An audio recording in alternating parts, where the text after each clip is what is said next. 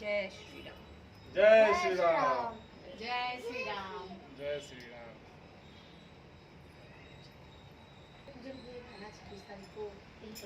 पंडित जी रहेंगे।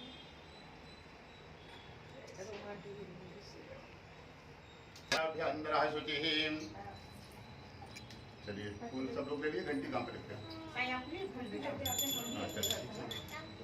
चलिए आइए हम सब लोग भगवान की कथा सुने। उसके पहले मन और वाणी को पवित्र करने के लिए भगवान का नाम लेते हैं। सब लोग भगवान का नाम लीजिएगा।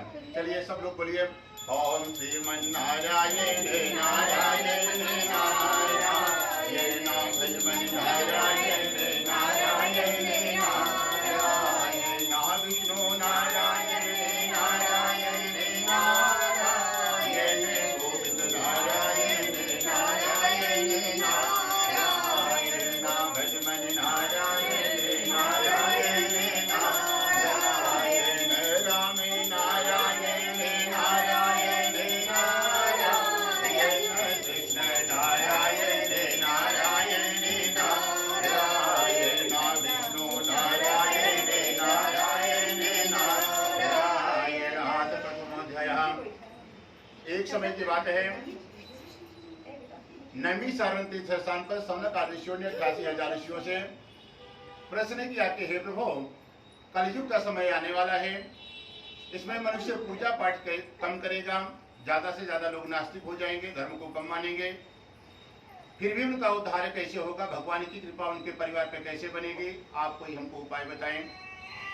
ऐसे नैमी सारण तीर्थ स्थान पर बैठ करके 88,000 ऋषि आपस में चर्चा कर रहे थे। उनको कोई उपाय नहीं मिल रहा था कि क्या हम मनुष्यों को ये बताएं कि कौन सा पूजा पाठ है, कौन सा दान है, कौन सा धर्म है जिसको करने से भगवान की कृपा प्राप्त हो जाती है और पूजा कम करना पड़े, फल ज्यादा प्राप्त हो, ऐसा भी कौन सा पूजा है। विचार ही कर रहे थे नैमी सारण तीर्थ स्थान पर। तो उसी रास्ते से श्री सूत जी महाराज जा रहे थे। उन्होंने देखा कि आज ये 88,000 ऋषि सनकादिक ऋषियों के साथ कौन सा विचार कर रहे हैं, कौन सी धर्म सभा यहाँ पर लगी हुई है। धर्म सभा पे जाकर के सूत जी महाराज वहां पर पहुंचते हैं तो जितने भी 88,000 ऋषि बैठे हुए थे सभी ने खड़े होकर के उनको प्रणाम किया है और सभी ने उनको पूजन किया। तो जो सूत जी महाराज थे उनकी उम्र मात्र 16 साल की थी। बाकी जो महात्मा विचार कर रहे थे, किसी का 5,000 साल उम्र था, किसी का 10,000, कोई 1,00,000 वर्ष पुरानी उम्र थी।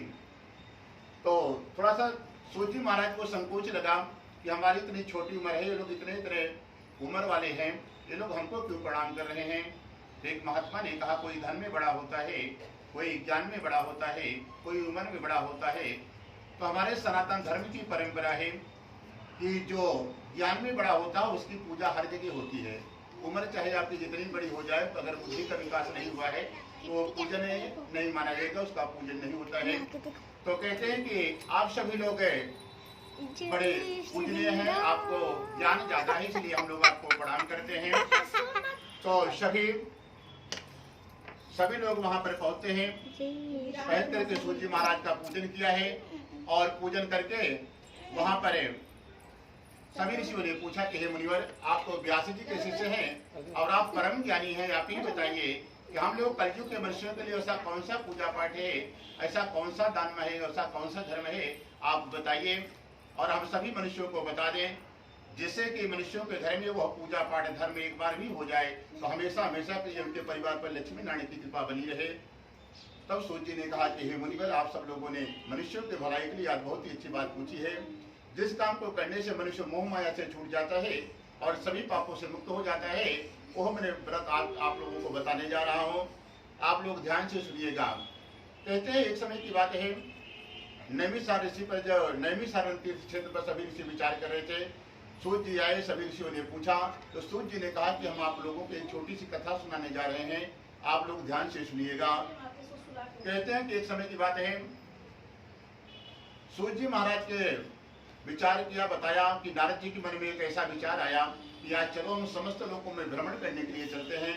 तो नारद जी महाराज सभी लोगों में घूमने के लिए गए और घूमते घूमते धरती लोक पर आए और यहाँ पर आकर के देखा है जितने भी मनुष्य अनेक योनियों में जन्म लिए हुए हैं, सभी अपने अपने कर्मों के कारण दुखी हो रहे हैं। तो सोचा कि किस यत्न के करने से, कौन सा पूजा पाठ दान करने से मनुष्यों के दुखों को दूर किया जा सकता है। ऐसा विचार करने लगे तो नारद जी को कोई उपाय समझ में नहीं आया। तब नारद जी जो है विचार किया कि चलो भगवान नारायण के पास चलते हैं, वही कुछ न कुछ मार्गदर्शन करेंगे। तो नारद जी महाराज आज भगवान विष्णु के पास जाते हैं। जाकर के वैकुंठ में भगवान को प्रणाम किया और कहते हैं कि हे भगवान, आप तो अत्यंत शक्ति से संपन्न है, मन तथा वाणी में भगवान आपको कोई नहीं पा सकता। हे प्रभु, ना आपका आदि है न अंत है, जिसके कारण आप प्रभु सभी भक्तों के दुखों को दूर करने वाले हो, ऐसे भगवान को हमारा प्रणाम हो। तब भगवान ने कहा कि हे नारद जी, आपके मन में क्या है और आज आपका किस काम से यहाँ पर आगमन हुआ है, आप निसंकोच कहिए। तब नारद जी ने कहा कि हे प्रभु, आज मैं समस्त लोगों में घूमने के लिए गया तो वहां जाकर के देखा कि सभी लोग में तो सभी लोग प्रसन्न है, परंतु धरती का मनुष्य एक भी सुखी नहीं है। कोई तन दुखी, कोई मन दुखी, कोई धन भी राहत उदास, थोड़े थोड़े सब दुखी, सुखी रामचंद्र दास। जो भगवान के भक्त बन गए हैं, साधु संत बन गए हैं, जिसको कुछ पाने की इच्छा है, न कुछ खोने का गम है, खाली वही सुखी है। और परंतु जितने भी गृहस्थ जीवन में जितने भी मनुष्य हैं, सब के सब दुखी हो रहे हैं। यदि कोई आप प्रभु इसका उपाय जानते हो तो हमको आप बता दें, या स्वयं आप धरती पर चलिए, इसको बताएं, ताकि संसार का हर मनुष्य सुखी हो जाए, जो भी उस अनुष्ठान को कर ले। तब नारद जी की प्रार्थना सुनकर के भगवान ने कहा कि ठीक है, आप दुखी ना होएं, हम आपकी विनती पर जरूर धरती लोक पर चलेंगे। तो विचार किया कि कहाँ पर ये भगवान चले जहाँ पर ज्यादा से ज्यादा लोग रहते हों, क्योंकि उस जमाने में इंटरनेट का खोज नहीं था कि सोशल मीडिया में भी एक जगह भगवान वहीं से लाइव करेंगे, सब लोग घर में सुन लेगा। तो जहाँ पर ज्यादा से ज्यादा लोग रहते हों वहीं पर ये आयोजन किया जाए। तो सुदर्शन जी ने कहा कि प्रभु, आप कहाँ जाओगे पता लगाने, हमको आते दे दीजिए, हम जाते हैं धरती पर अभी भ्रमण करके आते हैं, जो सबसे बढ़िया पवित्र स्थान होगा हम आपको बताते हैं। प्रभु, आप वहीं पर चलिए और चल करके उस आयोजन को, उस कथा को, उस दान को आप बताएं जो बताने वाले हों। तो सुदर्शन जी धरती पर आए हैं, पूरी धरती पर भ्रमण करते करते वो नैमी सारण पहुंचते हैं। नैमी सारण का नाम सुना होगा, नहीं सुना है किसी ने? किसी ने सुने, किसी ने नहीं सुने? ये लखनऊ के पास में एक सीतापुर जिला है, वहीं की ये कथा है। उत्तर प्रदेश की ये भी कथा वहीं से प्रारंभ हुई है।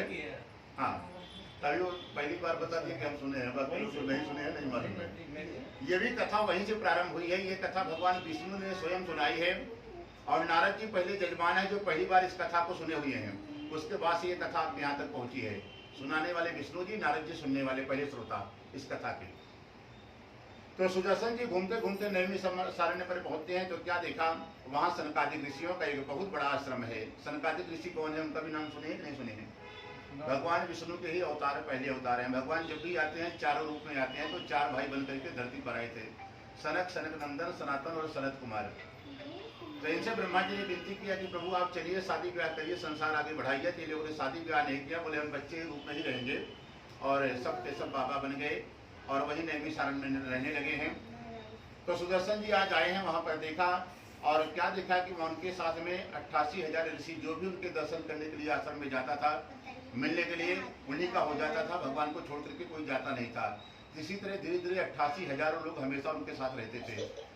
तो सुदर्शन जी ने देखा तो विचार किया कि ये तो बड़ा पवित्र स्थान है कि यहाँ पर भगवान स्वयं चार रूप में रहते हैं और 88,000 ऋषि हमेशा रहते हैं। यहाँ पर हमेशा भजन कीर्तन, भगवान की कथा, पूजा यज्ञ होता है, तो भगवान को यहीं बुलाया जाए, ये बहुत बढ़िया स्थान रहेगा। और फिर 88,000 ऋषि भी एक साथ इस कथा को सुन लेंगे तो इसका प्रचार प्रसार पूरे संसार में बहुत जल्दी हो जाएगा। सुदर्शन जी ने देखा वहाँ का वातावरण बड़ा अच्छा लगा, भगवान को जाकर के विनती किया कि प्रभु धरती पर एक बड़ा पवित्र स्थान है नैमिषारण्य, वहीं पर आप चलिए।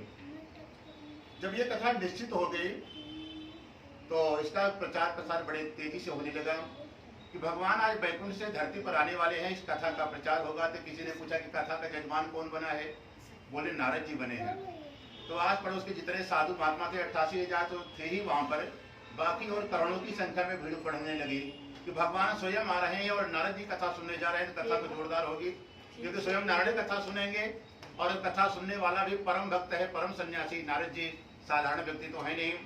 और सनकादिक ऋषियों का आश्रम भी बड़ा दिव्य आश्रम है, वहाँ पर भी भगवान का चतुर्भुज रूप में चारों सनत, सनत नंदन, सनातन चारों भाई वहाँ पर रहते हैं। तो कथा बड़ी अच्छी होने वाली है, चलो हम सब लोग चलते हैं। तो उस समय धरती पर जितने भी साधु संत बड़े बड़े थे, जैसे उनको मालूम चला कि नैमिषारण्य में कथा होने जा रही है, सभी लोग भागना चालू कर दिया नैमिषारण्य में, और आज करोड़ों की भीड़ वहां पर हो गई और बैठने के लिए धक्का मुक्की हो रहा है, जैसे यहाँ बच्चे लोग कर रहे हैं। तो वहां पर फिर किसी तरह जगह मिली, सब लोग बैठे। भगवान आज नारद जी के साथ सुदर्शन के साथ पहुंचते हैं धरती पर। तो नैमिषारण्य में जो सभी ऋषि थे, सबने भगवान का पूजन किया, प्रणाम किया। फिर भगवान किसी तरह बढ़िया सा सिंहासन लगाया गया, बैठाया गया। आपकी तरह नारद जी आगे कथा सुनने के लिए बैठे हैं। तो हाथ जोड़ करके भगवान से कहते हैं कि हे प्रभु, जो आप कथा बताने जा रहे हैं, पहले तो बता दीजिए कि उसको किस नाम से लोग जानेगा, कि कौन सा उपाय आप बताने जा रहे हैं, उसका नाम क्या होगा। तो भगवान ने कहा कि उसका नाम सत्यनारायण व्रत कथा होगा, जो हम उपाय बताने जा रहे हैं। फिर नारद जी ने कहा कि प्रभु उसका क्या विधि होगा, क्या नियम होगा। तो भगवान ने कहा कि इसका नाम ही सत्यनारायण व्रत कथा है। तो इसमें व्रत रखना भी बहुत जरूरी है, और दिन में सुन लेते तो उनकी खाली सत्यनारायण कथा हुई। भगवान ने सत्यनारायण व्रत कथा बताई थी। तो भगवान ने कहा कि इसका नाम, इसमें व्रत का विशेष महत्व होगा, और इस कथा को सुबह से शाम तक व्रत रखिए और शाम के समय आप सुनिए। फिर नारद जी ने प्रश्न किया कि प्रभु इसमें और क्या सामग्री लगेगी। तो भगवान ने कहा कि इसमें फल फूल प्रसाद मंगाइए, और गेहूं का चूर्ण दीजिए, गेहूं के भाव में साठी का चूर्ण दीजिए, और जितने प्रकार का भगवान का पदार्थ है पकवान घर में बना सकते हैं। 56 प्रकार का बना ले तो भगवान को बहुत पसंद है 56 भोग, नहीं तो 10 प्रकार का, 5 प्रकार का, 2 प्रकार का, जितना प्रकार का आप बना पाए घर में बढ़िया बढ़िया पकवान बनाएं, और भगवान को बुलाएं तो उनके लिए बढ़िया थाली सजा करके सामने रखें। तो कहते हैं कि और क्या नियम विधि है और 21 दिन करना श्रेष्ठ होगा। तो भगवान ने कहा कि इस कथा को आप किसी भी दिन कर सकते हैं, इसमें दिन का कोई महत्व नहीं होगा। ये कथा को ज्ञान गंगा कहते हैं, जैसे गंगा जी भगवान विष्णु के चरणों से ही निकली है, और ये भी गंगा ही है, इसका नाम है ज्ञान गंगा। भगवान की कथा को ज्ञान गंगा भी कहा जाता है। चाहे राम कथा हो, चाहे भागवत कथा हो, भगवान की कोई भी कथा हो, वो गंगा का ही काम करता है। अभी तक जीवन में जाने अनजाने में जितने भी पाप हुए हैं, इस कथा को भाव सहित बैठ करके सुनने से सारे पाप भूल जाते हैं, उसके नष्ट हो जाते हैं। ये भगवान की ऐसी पवित्र कथा है। तो नारद जी ने कहा प्रभु तो सब ठीक है, इसमें और कोई विधि नियम कोई कुछ हो तो बताना।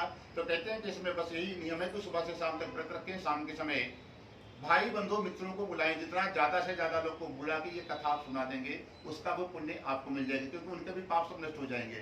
तो श्रेय भगवान उसको जो मुख्य यजमान रहता है उसी को मिलता है।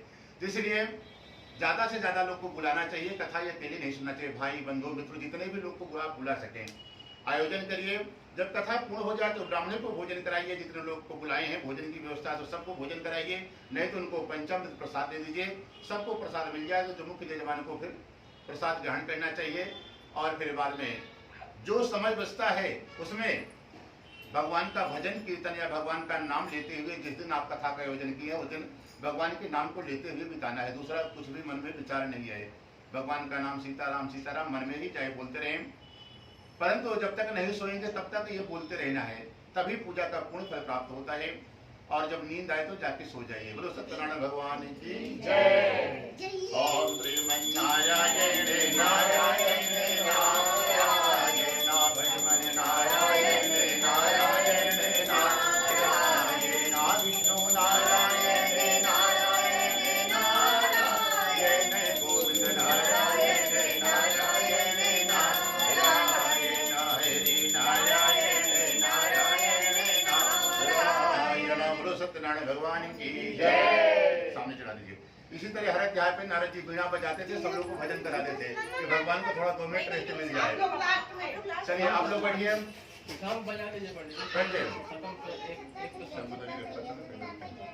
चलो लागू 5 इकट्ठे बजा देंगे। चलिए कथा कथा अच्छा लिखा नहीं है किताब में, एक भी पन्ने में लिखा है, वो लोकाचार है अलग बजाने का। अरे लिखा तो बनाया गया, मनुष्य द्वारा सारा चीज बनाया गया। हाँ तो खाली कथा जरूरी है, कथा को आप सुनिए। तो तुम बताओ, तुम बताओ। नैमिषारण्य में भी आप सुने तो तुरंत भूल गए कि एक जगह राम कथा हो रही थी। भूल गए। बच्चा लोग इसमें नहीं है। एक जगह भगवान राम की कथा हो रही थी, पूरी कथा हो गई। तो मुख्य यजमान था, उसने पूछा पंडित जी ये बताइए, राम भी राक्षसों को मार रहे थे, रावण भी मार रहा था, तो राक्षस कौन था? तो पंडित जी ने कहा कि हम ही राक्षस है जो आपको कथा सुना। इसलिए पहले आप कथा को सुनिए, तब आपको समझ में आएगा। पूरी कथा हो गई, पहला अध्याय, और पता ही नहीं चला कहाँ पे हुई थी। ये नैमिषारण्य में हुई थी। भगवान वो नहीं पूछ रहा हाँ। हूँ, इसका वर्णन कहाँ है? ये पुराण में है, अपना कौन सा स्कंद पुराण में है। स्कंद पुराण, स्कंद पुराण। वही पूछ रहा हूँ। स्कंद पुराण में और भविष्य पुराण में 2 जगह कथा है। सत्यनारायण भगवान की ए बाबू लोग, अपना क्या शुरू होगा, शांति बनाइए। चलिए फिर से बैठिए। बैठाइए। आता द्वितीय अध्याय। भगवान आ गए हैं, जो इधर चलिए करेगा। भगवान सामने बैठे हैं, भगवान सब कुछ देख रहे हैं। वो खाली मूर्ति नहीं है, वो प्रत्यक्ष देखते हैं आप क्या कर रहे हैं क्या नहीं कर रहे हैं। तर्क वितर्क नहीं। श्रोता 3 प्रकार के होते हैं। एक श्रोता होते हैं, एक सरवता होते हैं, एक श्रोता होते हैं। जो कथा में बीच बीच में उंगली करते रहते हैं, सुन सब रहे हैं लेकिन वो बीच में हाथ रहता है, उनको कहते हैं सरवता। और एक कथा में भी सो जाएंगे, थोड़ी देर अभी देखना है, एक बार तो नींद भी आएगी किसी को, तो होते हैं श्रोता। वो हर कथा में पाए जाते हैं इस प्रकार के। और कोई जो श्रोता होते हैं, भाव से भगवान की कथा, खाली भगवान के ध्यान लगा करके कथा सुनते हैं, मन लगा करके। तो चलिए आज द्वितीय अध्याय या दूसरे अध्याय में फिर प्रवेश करें भगवान की कथा में। तो आप किस कैटेगरी के हैं, श्रोता है कि श्रोता है कि सरवता है, भगवान को परिचय दीजिए उसका। तब कहते हैं दूसरे अध्याय में, बच्चे लोग सरवता का काम मत करिए, श्रोता बनिए, शांति से सुनिए, आचरण के जाए जहाँ बैठिए, बात मत करिए। भगवान ही भगवान, बच्चा को भगवान बना दोगे तो फिर उसको तो नहीं सुनने देंगे। बालक बांधक उछल कूद चालू कर देंगे अभी वो लोग। आज से द्वितीय अध्याय हम चलिए दूसरे अध्याय में कथा आती है। कथा आप लोगों ने सब लोगों ने सुनी है ना सत्यनारायण भगवान की, तो फिर धीरे से सुन लीजिए, याद आ जाएगा पुरानी कथा। हाँ तो ध्यान से सुनिए, फिर याद आ जाएगा। दूसरे अध्याय की कथा यह है कि नैमिषारण्य क्षेत्र है। अरे काशीपुरी नगरी क्षेत्र है। काशीपुरी के नाम सब लोगों ने सुना है, ज्यादातर गए भी लोग हो गए काशीपुरी। वहां पर शिव जी की नगरी है। उसी नगर में एक सतानंद नाम का ब्राह्मण रहता है। ब्राह्मण बड़ा गरीब है। सुबह उठता है, उसका नियम था कि अपने घर में पूजा पाठ करके खाली 5 घर में भिक्षा मांगता था। भिक्षा में मिल गया तो पकाता खाता है। अगर भिक्षा में कोई दान नहीं किया तो खाली पेट ही सो जाएगा। पूरा परिवार पानी पी करके, पेड़ के पत्ते खा करके, जंगली फल जो भी रहेंगे खा करके सो जाता है। कभी छठवें घर में मांगने नहीं जाता था। और ब्राह्मण के पास विशेष गुण ये था, उसको जो दान करता था उसको तो आशीर्वाद देता था। और किसी काम मांगने जाए, कोई अपमान करके धक्का मार करके भगा दे, कुछ अपशब्द बोल दे तो उसको भी वो आशीर्वाद दे करके हंस करके जाता था। कभी उदास नहीं होता था, न नाराज होता था उससे जो हमारा अपमान कर दिया। कभी बोलता था ये हम ही नहीं है, अपने आप को भगवान का ये शरीर है और प्राण रूप में भगवान अंदर बैठे, वो भगवान को गाली दे रहा है। अगर शरीर को दे रहा है तो महादेव को दे रहा है, क्योंकि ये शरीर जो है महादेव की है, आत्मा भगवान राम है। कभी किसी का अपमान गलती से मत करना। अगर गलती से अपमान कर रहे हैं तो भगवान राम का शिव का अपमान कर रहे हैं। तो कभी वो अपना अपमान ब्राह्मण देवता नहीं समझते थे। हमेशा हमें में खुश रहते थे। दान मिला तो ठीक है, नहीं मिला तो ठीक है, और इसी तरह पकाते खाते थे। और एक दिन की बात है, भगवान को बड़ी दया आई कि बड़ा विचित्र ब्राह्मण है। इसके पास ना रहने के लिए घर है, ना खाने के लिए कोई घर में व्यवस्था है, ना तन पे कोई ढंग का कपड़ा है, फटा पुराना कपड़ा है। फिर भी हर हाल में खुश रहता है। और हमने संसार वालों को इतना कुछ दे दिया, बढ़िया बढ़िया कपड़े पहनते हैं, घर में रहते हैं, आलीशान बंगले में रहते हैं, फिर भी दुखी है। हमेशा मुंह लटका करके मंदिर पहुंच जाते हैं। उनको ये चाहिए। इसके पास कुछ भी नहीं है, फिर भी ये खुश है। इसको कोई शिकायत नहीं है कि भगवान ने हमको ये दिया कि नहीं दिया, कोई शिकायत नहीं। कभी नहीं मांगा हमसे, न कभी शिकायत किया। जितना जो कुछ है उसमें प्रसन्न है। तो चलो इस ब्राह्मण के हम दर्शन करके आते हैं। भगवान ने कहा कि काम, क्रोध, मद और लोभ, संसार में भगवान ने 4 अवगुण बनाए हुए हैं। उसी में मनुष्य फंस करके अपना पूरा जीवन समाप्त कर देता है, इसी के माया जाल में फंस करके। काम, क्रोध, मद और लोभ। परंतु ये ब्राह्मण के पास क्रोध नहीं है, और 4 पर किसी ने कोई ब्रह्मचारी है, कामी नहीं है, तो भगवान उसके भी दर्शन करने आते हैं धरती पर। यदि आपको क्रोध नहीं आता, आपको कोई अपमान कर दे, चाहे सम्मान कर दे, कभी आपको गुस्सा नहीं आए, तो भगवान आपको वहां जाने के पहले भगवान स्वयं आपके दर्शन करने के लिए आएंगे। क्या ऐसा कौन सा महापुरुष है जो क्रोध पर विजय पा लिया है, काम पर विजय पा लिया है, इसकी जो बड़ा पद मिल जाए, आपको अहंकार नहीं आए, तो ऐसा कोई असंभव नहीं है। अगर कोई पा लिया तो विचित्र बड़ा भाग्यशाली है। उसके दर्शन जाने के पहले भगवान स्वयं धरती पर आकर के उसका पूजन करते हैं। तो आज सतानंद के ऊपर भगवान की कृपा हुई। इस ब्राह्मण को क्रोध नहीं आता, चलो इसके दर्शन करके आते हैं। तो आज भगवान स्वयं नारायण धरती पर काशीपुरी नगरी पर आए हैं। महादेव के दर्शन किया, उसके बाद सीधे काशी नगरी पर सतानंद के दरवाजे पर भगवान जाकर के कहा कि हे ब्राह्मण देवता, हम आपको प्रतिदिन देखते हैं, आप इसी नगर में भ्रमण करते हैं, भिक्षा मांगने के लिए आते हैं। कोई दान दिया तब भी ठीक है, नहीं दिया तब भी ठीक है, कोई अपमान कर दिया, कुछ कह दिया आपको, तब भी आप हर हाल में खुश रहते हैं।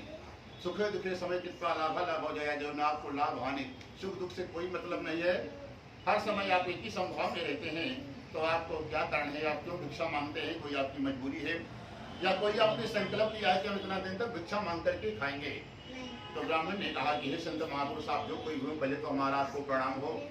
उसके बाद ये है हमारी मजबूरी है कि हमको भिक्षा मांगना पड़ता है।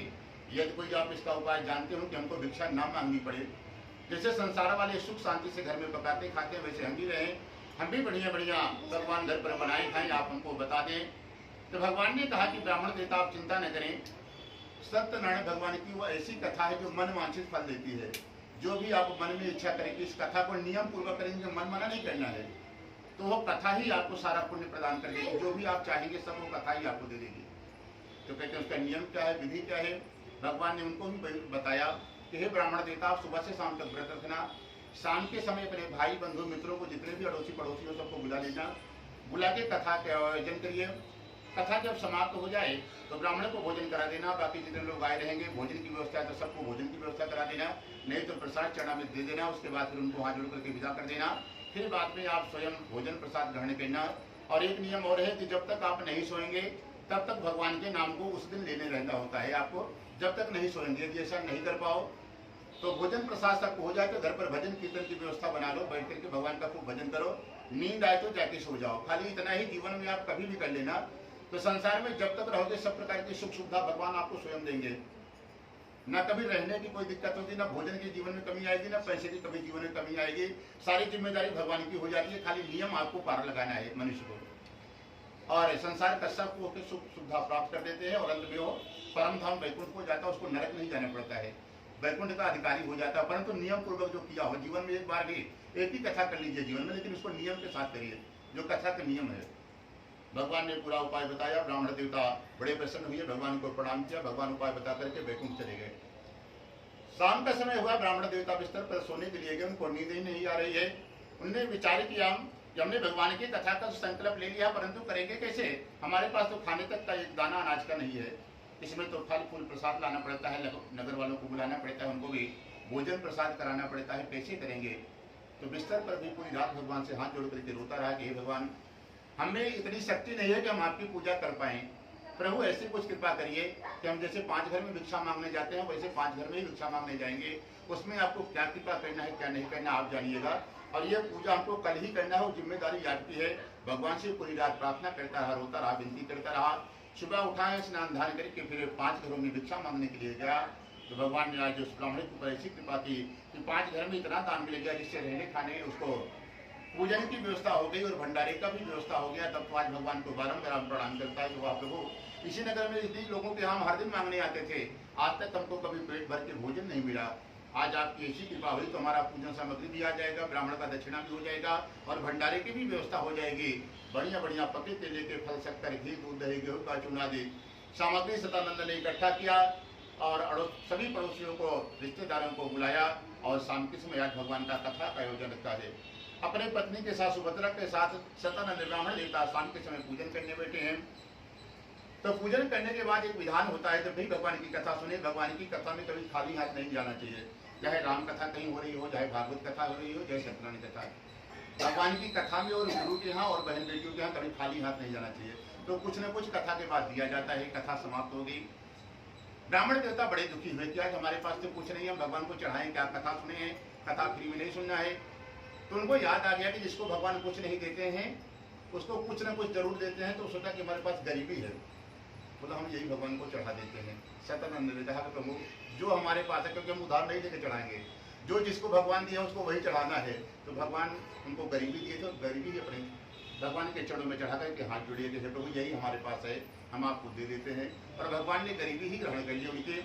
और अगले दिन नगर में जब भिक्षा मांगने के लिए गया तो भगवान स्वयं एक ब्राह्मण का भेष बना करके उस नगर में इतना दान दे दिया रहने का, जिससे रत्नाभूषण की उसने रहने खाने की सारी व्यवस्था भगवान की कृपा से उसको बन गई। तब से हर महीने सतानंद अपने घर पर भगवान का पूजन करने लगा है। तब कहते हैं उसे सतानंद ब्राह्मण की कथा करने के बाद और किसके यहाँ ये कथा हुई है? कहते हैं उसी नगर में एक लकड़हारा भी रहता था, वो भी बड़ा गरीब आदमी था, प्रतिदिन लकड़ियाँ बेचता था। जिसना उसको इतना धन नहीं मिलता था कि जिससे अपने परिवार पे बच्चों को बढ़िया सा भोजन करा सके, बढ़िया कपड़े पहना सके, बच्चों को स्कूल भेज सके। लकड़हारा भी बड़ा दुखी रहता था। और कभी कभी जैसे बारिश का सीजन आ जाता है तो लकड़ियाँ नहीं बेच पाए, और जब लकड़ियाँ नहीं बिके तो भोजन की भी व्यवस्था नहीं हो पाती थी। पानी पीकर के पूरा परिवार हमेशा दुखी रहता था। एक दिन की बात है, लकड़हारा लकड़ी बेचते बेचते सुबह से शाम हो गई, लकड़ियाँ आज नहीं बिक रही है। रास्ते में उसको भूख और प्यास लगी, उसके पास कुछ धन नहीं था कि दुकान से खरीद करके खा सके। रास्ते में एक ब्राह्मण का घर दिखाई पड़ा, सोचा चलो वही मांग करके देखते हैं, यदि कुछ मिल गया तो जलपान कर लेंगे, नहीं हर इच्छा नारायण की, जैसे भगवान की मर्जी होगी।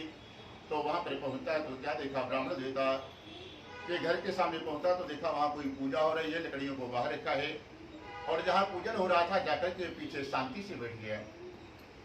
कथा में यदि आप कहीं लेट से जाते हैं तो आपको ऐसे जाके शांति से बैठ जाना है कि आपके पड़ोसी को भी आपको नहीं पता चले कि आप अभी आए हैं। आपकी वजह से कथा उसकी नहीं रुकनी चाहिए, ना ध्यान भंग हो कि आप आए थोड़ा हलो हाय करें पीछे बैठ करके, नहीं, शांति से बैठ जाइए। आपकी कथा, आपकी वजह से उसकी कथा नहीं भंग होनी चाहिए, ना उसको पाप लग जाता है जो बाद में आता है, कथा को डिस्टर्ब कर देता है। कथा में इसलिए उठने बैठने का भी विधान नहीं है कि कथा के सामने से कहीं राम कथा भागवत कथा हो रही हो तो आप बीच से नहीं उठते जा सकते हैं, क्योंकि कथा को ज्ञान गंगा कहा गया है, गंगा में बांध बांधना बहुत पाप लगता है, इसलिए सामने से भी नहीं उठ के जाना है। जिसको उठा बैठ करना है एकदम पीछे बैठे वहीं से आता जाता रहे, आगे जिसको बैठना रहता है शांति से बैठ करके भगवान की कथा सुने। तो ब्राह्मण देवता की कथा में लकड़हारा देर से पहुंचा, पीछे शांति से बैठ गया, पूजा समाप्त हुई। जब समाप्त हो गई तो ब्राह्मण को प्रणाम करके जाकर के पूछा कि हे ब्राह्मण देवता, ये कौन सी पूजा कर रहे हैं और इसको करने से क्या फल मिलता है, आप हमको बताएं।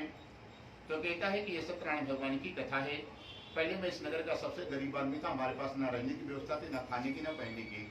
हमने एक ही बार कोई हमारे घर पर महात्मा आए थे, उन्होंने इस कथा की महिमा को बताया और हमने पहली बार ही नियम पूर्वक कथा को किया, और पहली कथा में भगवान इतना धन दे दिया कि हमारे पास रहने की भी व्यवस्था हो गई, कपड़े की भी व्यवस्था और खाने की भी व्यवस्था। तब से आज तक हमको इतना धन मिल गया कि हम अपना छोटा सा व्यापार धंधा करके अपना काम धंधा चालू कर दिए, हमको किसी काम मांगने की जरूरत ही नहीं पड़ी, पहली कथा से ही।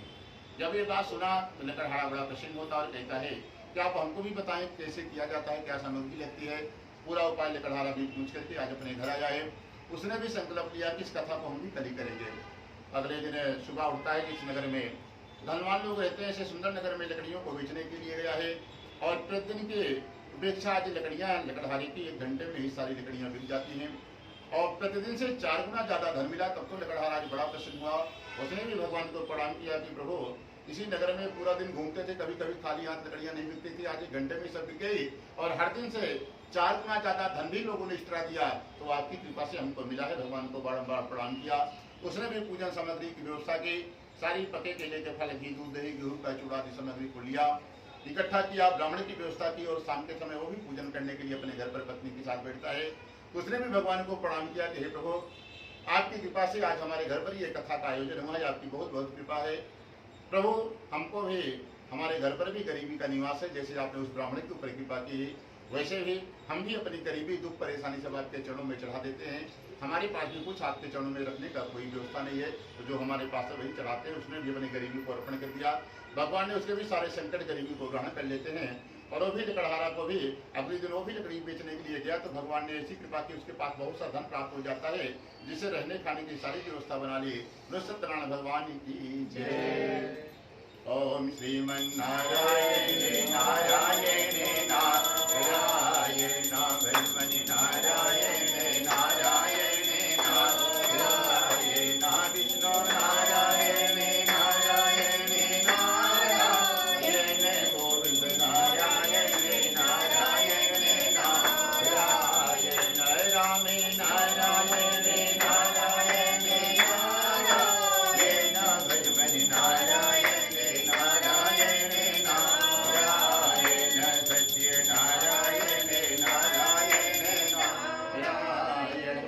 भगवान की जय।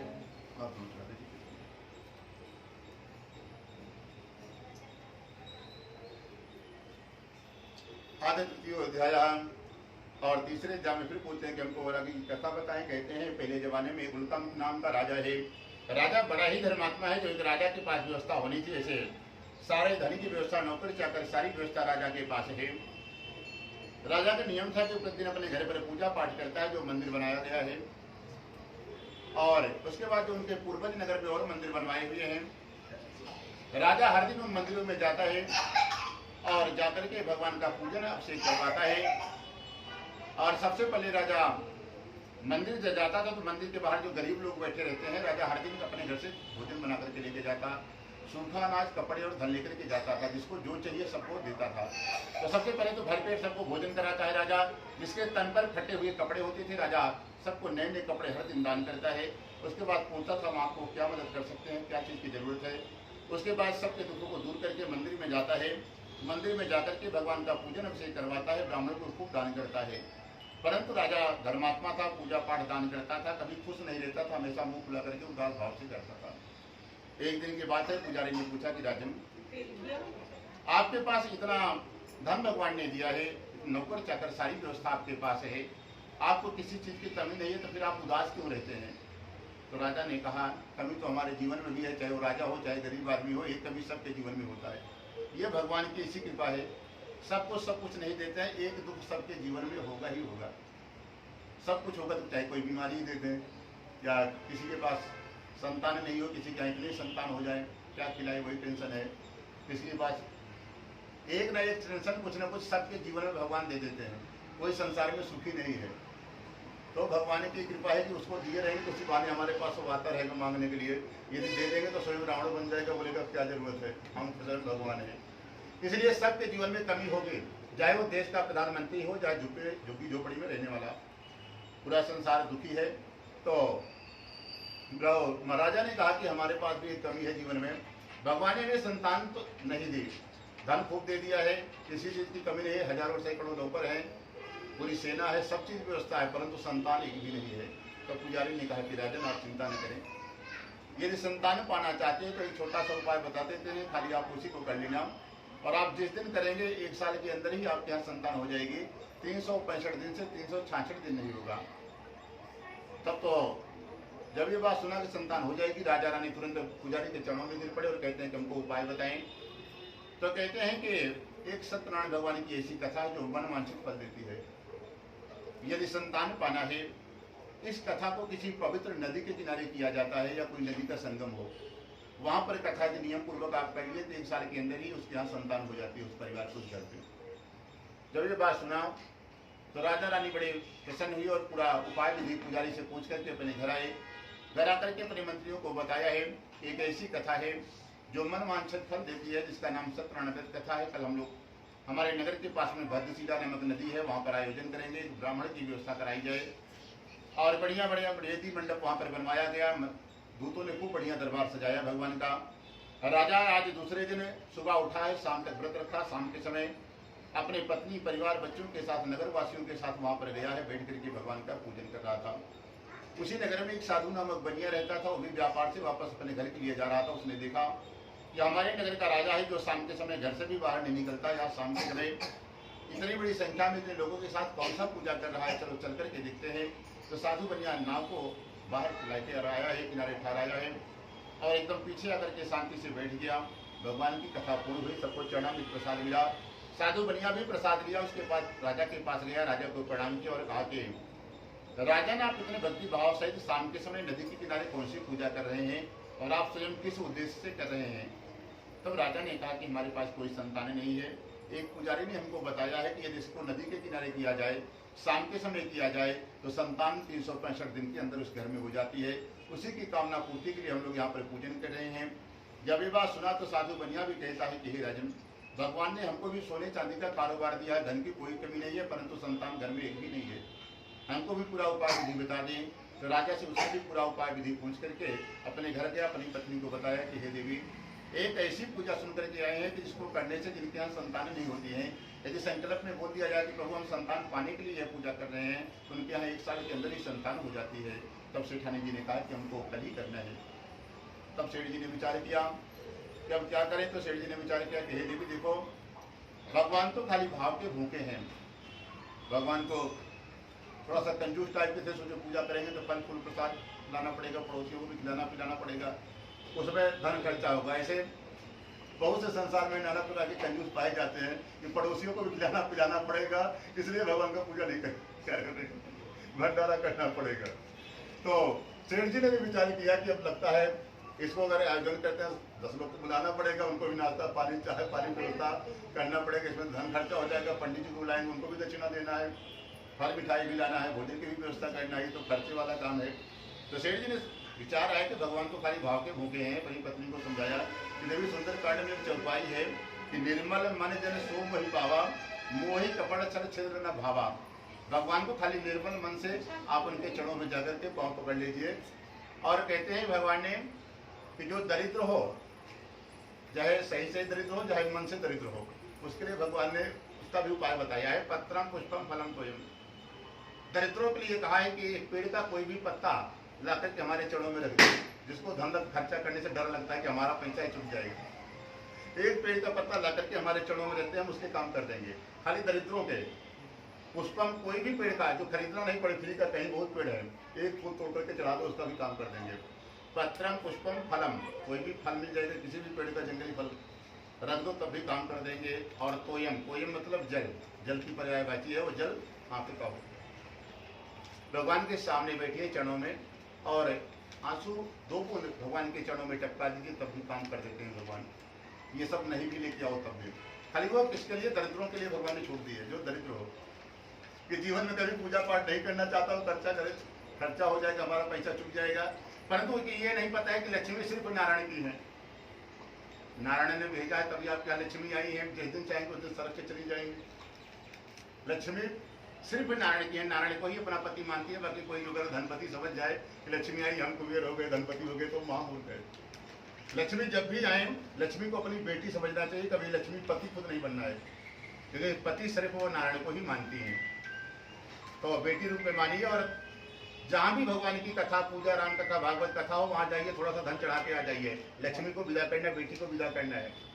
माता के रूप में नहीं, माता ने बेटी रूप में मानिए तो धन और बढ़ता है लक्ष्मी स्वरूप में। बिना धन के कुछ काम ये नहीं होता। कोई कर रहा है, किसी की बेटी की विवाह हो रहा है, भगवान जो आते हैं, दूल्हा आता है, उस विष्णु रूप में ही आता है। बर रूप जो आता है, भगवान विष्णु का रूप माना गया है।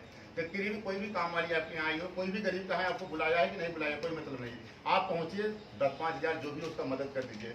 वहाँ पर बेटी को विदा करना होगा। लक्ष्मी आपके यहाँ ऐसी बढ़ेंगी कि आप सोचते रह जाओगे कहाँ से कहाँ पहुँच जाओगे। तो भगवान की लक्ष्मी को हमेशा बेटी रूप में मानेंगे तो हमेशा आप बढ़ते जाएंगे। और लक्ष्मी पति बन जाएंगे, पॉकेट में रखना है, निकालना नहीं है, चाहे जो हो जाए। 100 का रखे, लेकिन निकालना 1 ही रुपये। तो वो उसका ऐसी सड़क के जाती है लक्ष्मी कि वो कभी सोच नहीं पाएगा कहाँ से कहाँ चली गई। इसलिए जितना खर्चा करोगे धर्म काम में, उतना ही आपका बढ़ेंगे। ऐसा नहीं कि पहुँच जाइए पब बार में, वहाँ खर्चा करें तो वहाँ नहीं बढ़ेगी, वहाँ और जाएंगे। धर्म काम में ही खर्चा करना है, धार्मिक स्थानों पर, तो आपकी लक्ष्मी और बढ़ेगी।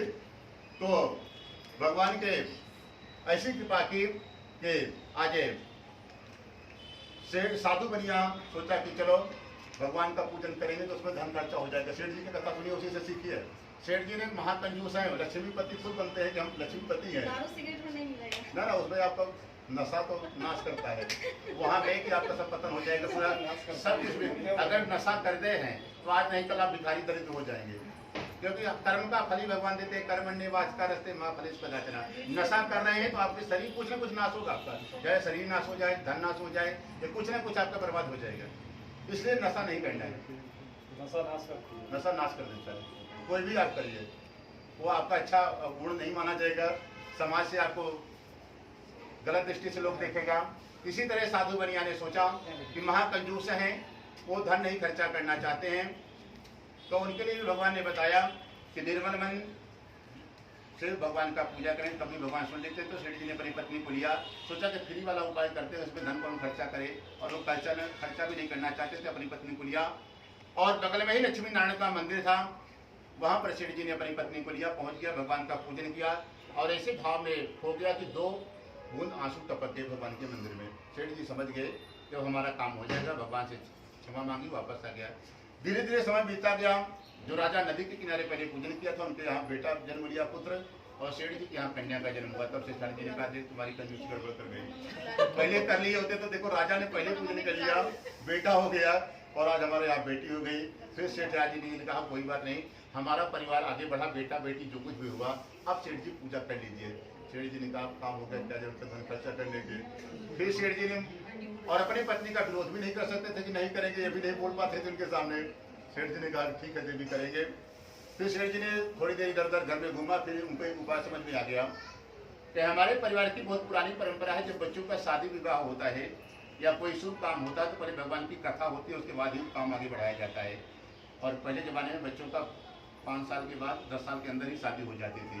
सेठ जी ने कहा कि देखो देवी, बेटी हो गई, अब इसका विवाह भी करना पड़ेगा 5-6 साल बाद है। तो और हमारे परिवार की बहुत पुरानी परंपरा है कि जब तक बच्चों का भगवान का भी पूजा नहीं होता तब तक विवाह का कार्य आगे नहीं बढ़ाया जाता है। एक काम करो, बुढ़ापे में संतान हुई है, जितनी तुम्हारी ननदें हैं सब आ जाएंगे, उनको सबको देना लेना है, नगर के सेठ साहूकार हैं, सबको खिलाना पिलाना पड़ेगा, इसी में बहुत धन खर्चा हो जाएगा। यदि कथा करेंगे तो उसमें पंडित जी को बुलाना है, फिर से सब पूजन तैयारी करना हो तो उसमें धन खर्चा होगा। एक काम करो, भगवान से चलो क्षमा मांग के आ जाते हैं, भगवान का नाम है करुणा निधान, वो जरूर क्षमा कर देंगे।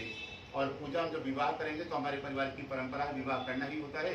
विवाह में भी संकल्प बोलेंगे, जो उधार वाला है भगवान उसको भी हमारी सुन लीजिए कथा, उसी में पूर्ण हो जाएगा हमारा संकल्प भी, और शादी का भी कथा हो जाएगा। सेठानी जी को समझ में आ गया, सेठ जी घर पहुंचे, मंदिर में भगवान से फिर क्षमा याचना मांगी। कौन गोली चला रहा है? श्रोता भाई गोली बंद, पबजी मत करिए थोड़ी देर। नहीं, पबजी वाला गेम है, गोली चलाना गुण बता देता है कौन सा गेम चल रहा है। चलिए, तो कहाँ तक पहुंचे? गोली कहाँ तक चली थी? कौन सी कहाँ पे? हाँ, मंदिर में क्षमा याचना पहुंच गया करने के लिए। और उसके बाद भगवान ने से क्षमा मांगी, प्रभु जब बेटी का विवाह करेंगे तो उसमें आपको जरूर बुलाएंगे। भगवान ने क्षमा कर दिया। सेठ जी वापस घर आ गए। धीरे धीरे समय बीता गया, व्यापार करने के लिए चले गए, और व्यापार से वापस आए तो देखा 5 साल के बाद कि बेटी बड़ी हो चुकी है, इसका विवाह करना चाहिए। तो सेठ जी ने अपने एक नौकर को दूध को बुलाया और आदेश दिया कि हमारी लड़की के लिए कोई वर ढूंढ करके लाइए। साधु क्या पा करके दूध लोग कांचनपुर नाम के नगर जाते हैं, जो हम लोग अभी कलकत्ता के नाम से जानते हैं। पहले वो एक कांचनपुर नामक नगर गांव था, उसके बाद उसका नाम कलकत्ता पड़ा। तो वहाँ पर सेठ जी के जब दूत लोग वहाँ पर पहुंचे तो एक बड़ा सुंदर बड़ी पुत्र दिखाई पड़ा। उस लड़के को वहाँ पर लेकर के साधु बनिया के पास आए हैं। साधु बनिया को लड़का पसंद आ गया, और सेठ जी ने अपनी बेटी का विवाह ऐसे धूमधाम से किया कि भगवान भी सोचते रह गए, देखते रह गए। देखो बनिया को हजारों प्रकार के काउंटर लगा दिए खाने के, महंगा से महंगा VIP टेंट हाउस की व्यवस्था कर दी, परंतु भगवान की पूजा के लिए पैसे नहीं है उसके पास, क्योंकि यह संसार वालों का भ्रम है। सेठ जी भी समझते थे कि ये सब बेकार का खर्चा है, नहीं करना चाहिए। तो आज भगवान उसके वैभव को देख करके दुखी हो गए कि देखो भैया को हमने इसको इतना धन दिया है, सब कुछ दिया, किसी से तो कोई कमी नहीं है, धन भी खूब भरा पड़ा है, परंतु इसके पास दिल नहीं है। और हमारे मंदिर में आकर के बोल के गया है कि तुम्हारा बेटी के विवाह के पहले जरूर पूजा करेंगे, तभी विवाह का कार्य करेंगे। और आज विवाह भी कर लिया, और विवाह ऐसे वैसे नहीं किया, करोड़ों खर्चा की। और ये संसार वालों का यही नियम है। संसारिक मनुष्य जितने भी हैं, कोई भी धर्म काम करिए, कहीं मंदिर जाइए तो 100-500 का नोट जेब में रहेगा, लेकिन आते में चिल्लर ही ढूंढेंगे। पॉकेट में चिल्लर होता तो चढ़ा देते, 1 रुपये ही चढ़ाएंगे। और सेठ जी भी उसी टाइप के थे। और सेठ जी ने बेटी का विवाह में इतना खर्चा कर दिया और भगवान का पूजन नहीं किया। भगवान नाराज हो गए, श्राप दे दिया कि जा आज के बाद तुम्हें दारुण दुख ताप मिलेगा, क्योंकि हमने तो तुमसे कहा नहीं था कि तुम हमारा पूजन करो, हमारे मंदिर आकर के तुमने हमको वचन दिया था, और आज पूजन नहीं किया। और अपने समाज में दिखाने के लिए कि हम बहुत बड़े आदमी हैं, महंगा टेंट हाउस करोड़ों रुपए खर्चा कर दिए, खाली दिखाने के लिए कि लोग हमको जाने कि हम बड़े आदमी हैं, और पूजा कर लेते तो भगवान की कृपा मिल जाती। नहीं किया, भगवान नाराज हो गए, श्राप दे दिया कि आज के बाद तुम्हें दुखी दुख मिलेगा, सुख नहीं मिलेगा। सेठ जी के विवाह कार्य संपन्न हुआ। एक दिन अपने जमाई को बुलाया। सेठ जी के पास एक ही बेटी थी, तो लड़का भी घर जमाई बन करके वहीं रुक गया, गया ही नहीं वापस कलकत्ता। आज सेठ जी के पास वहीं रुकने रह गया। तो एक दिन विचार किया कि बेटा देखो, शादी में तो बहुत धन खर्चा हो गया, चलो फिर से व्यापार को प्रारंभ करते हैं। नाम में सोना चांदी रखा और व्यापार करने के लिए रत्नपुर नगर जाता है, जो आज हम लोग रत्नागिरी के नाम से जानते हैं। समुद्र के रास्ते सेठ जी कलकत्ता से रत्नपुर नगर पहुंचे। वहां पर व्यापार कर ही रहे थे। भगवान इससे दुखी थे।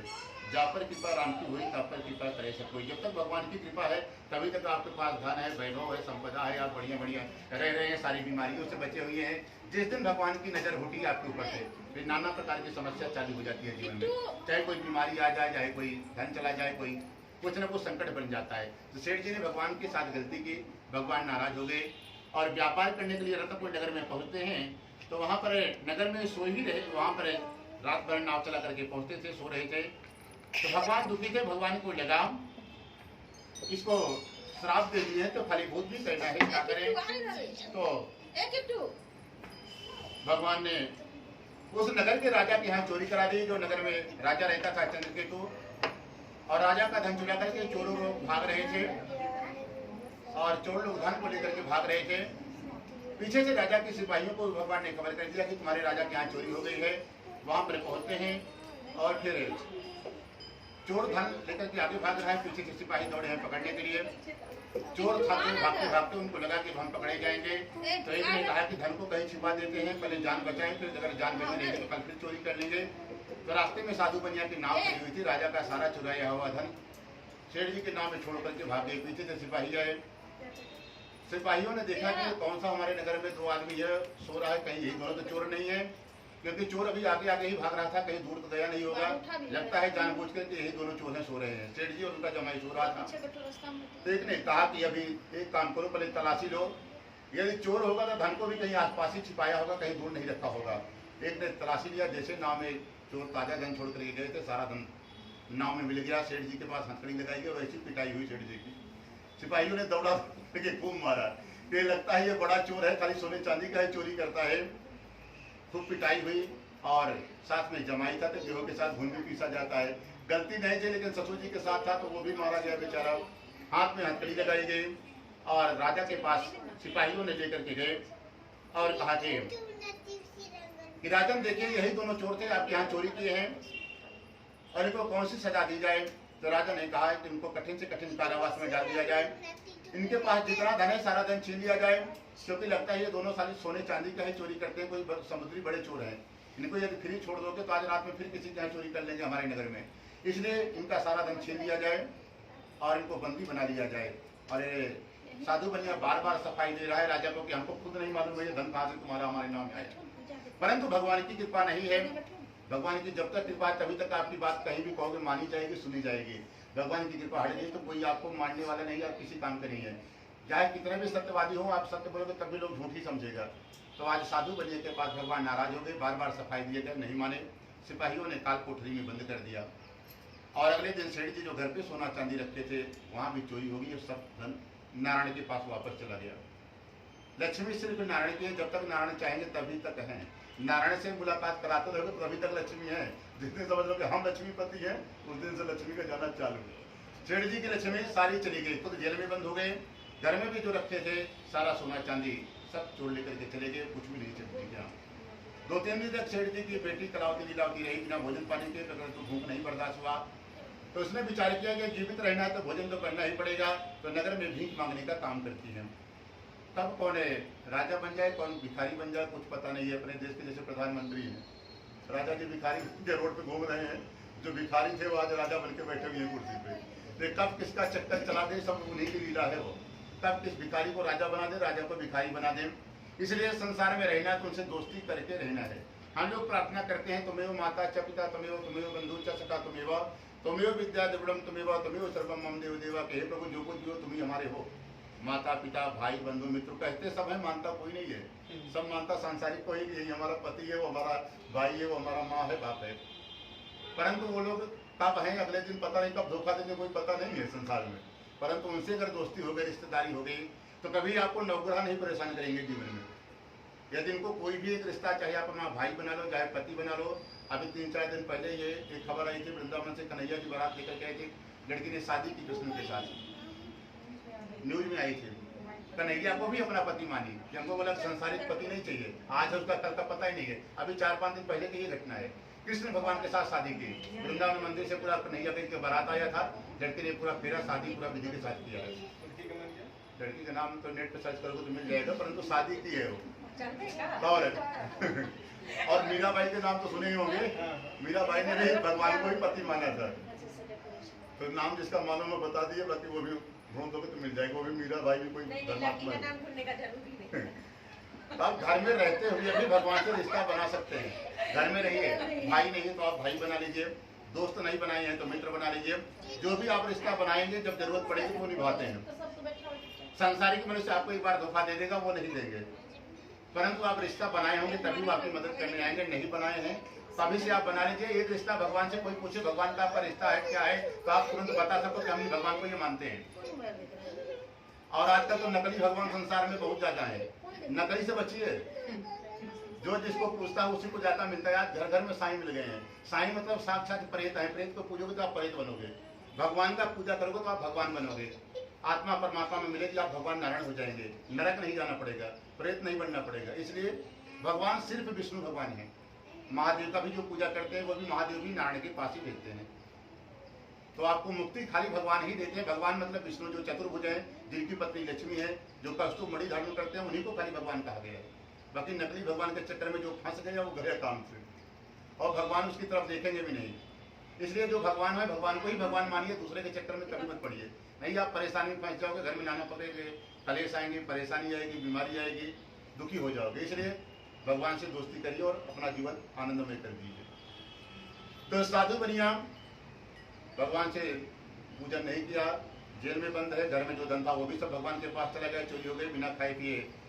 पत्नी और बेटी नगर में भिक्षा मांगने का काम करते हैं, शाम को पकाती खाती थी। एक दिन की बात है, एक साधु की बेटी भिक्षा मांगते मांगते एक ब्राह्मण के घर गई, वहां पर देखा भगवान का पूजन हो रहा है, बैठ करके भगवान की कथा को सुनी। कथा शाम को होती है, होते होते थोड़ा रात हो गई, प्रसाद चरणामृत लेकर के वापस घर आई तो आज उनकी माँ बहुत डांट रही है, कलावती की माता लीलावती की, हे बेटी अभी तक तो तू शाम तक वापस आ जाती थी, इतनी रात तक कैसे हुआ, तेरे दिमाग में क्या चल रहा है। उसने कहा कि माता हमने एक ब्राह्मण के घर भिक्षा मांगने के लिए गई थी, वहाँ पर भगवान की कथा चल रही थी। कथा में ये बताया गया कि जब भी आप भगवान की कथा में सम्मिलित हो जाए तो जब तक चरणामृत प्रसाद न मिल जाए तब तक आप बिना जरूरत के उठा बैठक नहीं करें, वहाँ से कहीं जाए नहीं, प्रसाद मिल जाए तभी आपको जाना है। इसलिए हे माता हम लोग पूरा परिवार पहले से इतना दुखी हैं, और आज हमको अभी कथा वहाँ समाप्त हुई, भगवान का चरणामृत प्रसाद मिला है तो वापस आ रहे हैं। तो उनकी माँ को भी याद आ गया कि बेटी तुम्हारे पैदा होने के पहले से ही हम लोगों ने भगवान के पूजन का संकल्प तो लिया था, परंतु बाद तक भगवान का पूजन नहीं किया। लगता है भगवान ही हमसे नाराज हो गए, चलो जो कुछ हो गया। कल हम लोग भिक्षा मांगने के लिए चलते हैं, जितना धन मिलेगा उसी से छोटे रूप में भगवान का पूजन कर देते हैं, भगवान से क्षमा मांग लेते हैं। आज अगले दिन सुबह माँ बेटी उठी है, जिस नगर में धनवान लोग रहते हैं ऐसे नगर में भिक्षा मांगने के लिए गए, भगवान की कृपा से बहुत सा धन मिल गया, जिससे बढ़िया बढ़िया पके के लेके फल शक्कर घी दूध दही उनका जो बधाई है लाकर के सुबह से शाम तक व्रत रखा। शाम के समय भाई बंधु मित्रों को बुलाया है, बुला करके भगवान का पूजन किया। और भगवान के पूजन करते समय भगवान से हाथ जोड़ करके कह रहे हैं कि भगवान मुझे से या मेरे परिवार से आज तक किसी से भी कोई यदि आपका अपराध हो गया हो तो हम पूरे परिवार की तरफ से हम लोग आपसे क्षमा मांग रहे हैं। और एक काम करना भगवान, हमारा पति और जमाई जब से हम लोगों ने अपने बेटी का विवाह किया तब से वो लोग व्यापार करने के लिए चला गया है। आज 10-15 साल बीत गए हैं, हम लोगों को ये भी नहीं खबर है वो लोग जीवित है कि नहीं, किस नगर में कहाँ पर है, हमको कुछ नहीं मालूम है। आप तो हर समय हर जगह रहते हो प्रभु, आपको सब कुछ मालूम है। वो लोग जिस दशा में जहाँ पर भी हो एक बार उनको घर भेज दीजिए। ऐसे भाव से हाथ जोड़कर के भगवान से क्षमा मांगी, पूजा किया, भगवान उस पूजा से संतुष्ट हो गए। आप गलती करिए, भगवान से क्षमा मांगिए, चरणामृत उनके चरणों में जाइए, मंदिर जाइए, कहीं से तो आपके जल्दी कष्ट कट जाता है। आप जितना देरी से जाएंगे उतनी ज्यादा समस्या बढ़ जाएगी। तुम लोगों ने क्षमा की मांगा, पूजन किया भगवान से, और भगवान उस पूजा से संतुष्ट हो गए। पूजा के बाद विसर्जन किया गया। जहाँ से देवताएं हैं सभी देवता अपने अपने स्थान को जाएं, सभी देवता अपने धाम को चले गए, भगवान नारायण नहीं जाते हैं।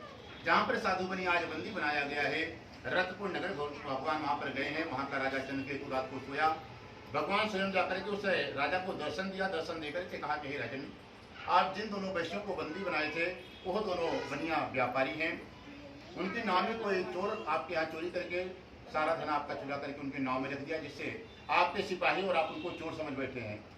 एक काम करो, उनको सुबह होते ही जेल से छोड़ देना, जितना धन लिया उससे दुगना धन वापस देना होगा। कि लोग बनिया जांच के हैं, अभी तक फ्री होते धन को दोगुना कर देते। अब तुम्हारी जिम्मेदारी है कि लोग निर्दोष थे, तुमने बंद कर दिया जेल में, तो डबल करके धन आपको देना है और नए नए कपड़े दे देना, और जितना जल्दी से जल्दी हो सके नगर से विदा कर देना। यदि ऐसा नहीं किए, हमारी आज्ञा का पालन नहीं हुआ, तो अगले दिन आपके पूरे राज्य को जो आपका बेटा है उसे नष्ट कर देंगे। भगवान सपने में ही बता करके चले गए। राजा सुबह स्वप्न से जागा, साधु बनिया को खबर दिया, क्या तुमको राजा सभा में बुलाया है। साधु बनिया डर गया, लगता है फांसी पे चढ़ाएगा, क्योंकि चोरी का धन तो सारा हमारे नाम में मिल ही गया है, चोर तो हमसे धो ही गए हैं, अब कौन हमको बचाएगा। साधु बनिया डर गया और फिर धीरे धीरे सभा में बुलाया गया। राजा को नमस्कार किया तो राजा हाथ जोड़ करके पहले ही खड़ा हो गया कि हे महानुभावों, भाग्य में हमसे अपराध हो गया था, हमने आपको बंदी बना लिया, हमारी तरफ से अभी से आप दोनों को कोई भय नहीं है, तरफ तुमको थोड़ा सा राहत मिला। नहीं तो जैसे उत्तर प्रदेश के चोर हैं, जेल में मजा है, बाहर नहीं जाना है, वैसे साधु बनियों को लगा कि आज गए फांसी पे चढ़ाया राजा हमको। तो राजा ने बताया कि अब हमारी तरफ से कोई भय नहीं है। तब थोड़ा सेठ जी को सांस आया, तुरंत नए नए कपड़े राजा ने मंगाए, जितना धन दिया था उसे दुगना धन देकर के राजा से विदा कर दिया, और दोनों वैसे अपने अपने नगर के चलते हैं। सत्यनारायण भगवान की ओम श्रीमन्नारायण नारायण नारायण भगवन् नारायण नारायण नारायण विष्णु नारायण नारायण नारायण गोविंद नारायण नारायण नारायण हरि नारायण नारायण नारायण सत्यनारायण भगवान की जय।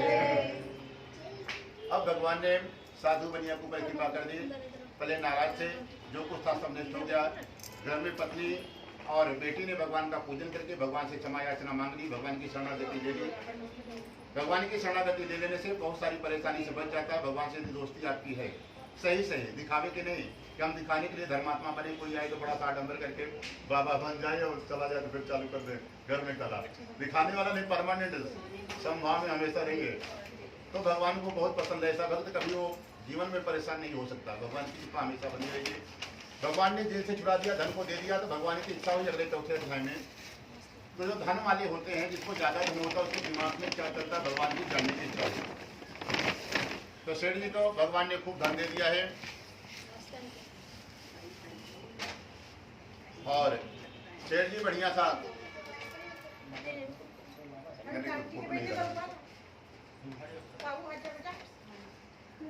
चौथे अध्याय में कथा चालू सुनते रहिए बस। भगवान ने चौथे अध्याय में क्या किया, साधु बनिया को धन सौंप दे दिया है और उसके बाद फिर धन लेकर के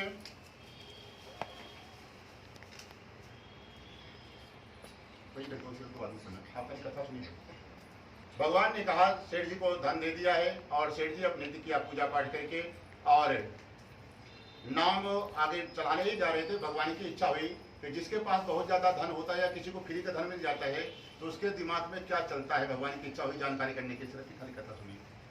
भगवान की इच्छा हुई परीक्षा लेने की, तो भगवान ने क्या किया, फटे पुराने कपड़े पहन लिए, हाथ में के डंडी ले लिया, माथे पे चोटी लिया, बढ़िया सा लंबा तिलक लगाया, माला झोली लेकर के सेठ जी की तरफ भगवान परीक्षा लेने के लिए जा रहे हैं। एकदम गरीब ब्राह्मण बन करके, जिसको लगे कोई गरीब ब्राह्मण है। परंतु जब सेठ जी के पास पहुंचे तो भगवान ने कहा कि भाई सेठ जी की जय हो। सेठ जी ने आशीर्वाद दिया भगवान को। उसके बाद फिर पूछते हैं भगवान ने कि सेठ जी इसमें क्या रखे हो नाव में। तो सेठ जी इतनी जोर से डांटा भगवान को, अरे दरिद्र ब्राह्मण क्यों पूछता है, क्या धन लेने की इच्छा है, मेरी नाव में बेल पत्ता भरा हुआ है। भगवान ने कहा तथास्तु सेठ जी, जो बोला तुम्हारा वचन तुरंत सत्य हो जाए। जितना सोना चांदी था सब का सब फिर बेल पत्ता हो गया सेठ जी का। और सेठ जी को बिल्कुल खबर नहीं है ये भगवान है। हमको लगा कोई ब्राह्मण गरीब आदमी है, फटा पुराना कपड़ा पहना है, हमको सोचा बड़ा आदमी है, कुछ मदद कर देगा, ब्राह्मण का भला कर देगा। तो भगवान साक्षात आशीर्वाद दिए, बेलपत्ता हो गया। भगवान थोड़ी दूर आगे बढ़े, समुद्र के किनारे एक पत्थर था, वहीं पर बैठ गए, माला झोली लेकर के अपना ओम नमः शिवाय करने लगे। क्योंकि हमेशा ये ओम नमः शिवाय करते हैं और बाबा बोले सीताराम सीताराम सीताराम, वो इनको भरते हैं, वो इनको भरते हैं, एक दूसरे को भगवान मानते हैं। तो सेठ जी ने थोड़ी देर बाद देखा कि नाव की तरफ, तो नाव जो सोना चांदी था समुद्र में दबी थी, बेलपत्ता होते ऊपर आ गई। करीब से देखा जब पूरी नाव में बेलपत्ता ही भर गया। बेलपत्ता देखते ही सेठ जी को हार्ट अटैक गया, वहीं पर गिर पड़े। काफी देर बाद जब सेठ जी को होश आया तो साथ में जमाई था, उसने कहा कि लगता है कोई साधारण ब्राह्मण नहीं है, आपको उनके शरण में जाना चाहिए, तभी आपकी मनोकामना पूरी होगी। नहीं ससुर जी, इतना धन जितना आपने बेलपत्ता 2 मिनट में बनवा दिया ना, कई जन्म लग जाएंगे तब भी देखने को नहीं पाओगे। अब सेठ जी रोते रोते भगवान के चरणों में गए, त्राहिमाम करके लेट गए, भगवान से क्षमा मांग रहे हैं। भगवान ने कहा भैया हमको काहे क्षमा मांग रहे हैं, हमने तो नाराज हुए नहीं, हमने तो खाली आशीर्वाद दिया था। हम जो सिद्ध ब्राह्मण है, हमको लगा कि तुम्हारे नाम में क्या है और आशीर्वाद देते हैं बढ़ जाता है। अब तुमने जो बताया हमने दे दिया, उसमें हमारी क्या गलती है, आपने हमको सोना चांदी तो बताया नहीं था। तो भगवान से बार बार क्षमा मांग रहे हैं, प्रभु आज हमसे बहुत बड़ा अपराध हो गया, हमने आपको झूठ बोल दिया। झूठ बोलना साधारण पाप नहीं है, महापाप है। वो महापापी है जो झूठ बोलता है, ठीक है। और ये 4 महापाप झूठ के साथ और जोड़े गए, गौ हत्या करना, दूसरा झूठ बोलना, तीसरा सोने की चोरी करना, चौथा गुरु पत्नी पर कुदृष्टि डालना। सोने की चोरी कर लीजिए, कभी जिसको जीवन में दरिद्र बनना हो, किसी के घर में सोना गिरा हो, एक कण सोना का आप उठा के अपने सोना जहाँ रखते वहां रख दीजिए।